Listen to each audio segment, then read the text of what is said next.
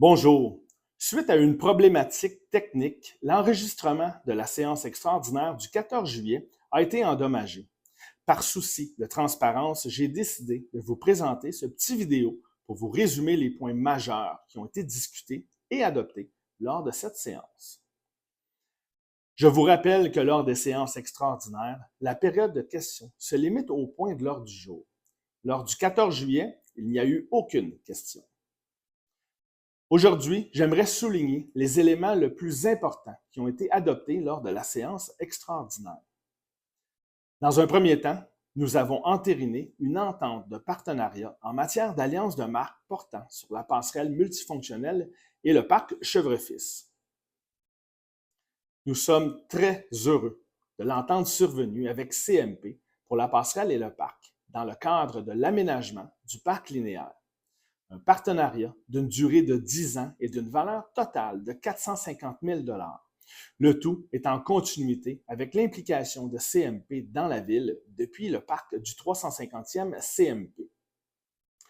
Dans un deuxième temps, nous avons attribué un contrat pour les travaux de réaménagement du boulevard industriel entre la rue Pascal et le boulevard Saint-Jean-Baptiste aux entreprises Michauville Incorporées au montant de 30 330 000 $.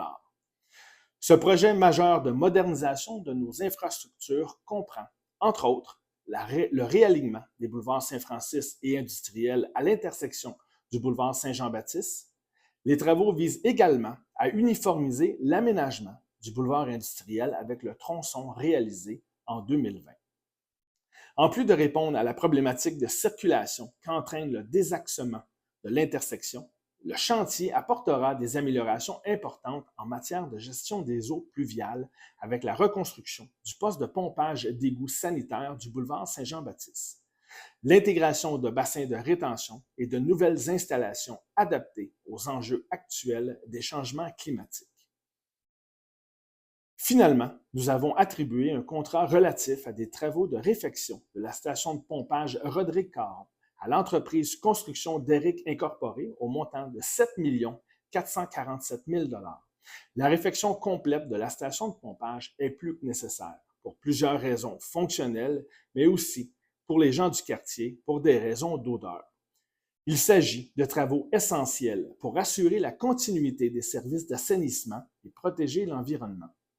Ces travaux débuteront en novembre 2025 et seront d'une durée de 24 à 30 semaines.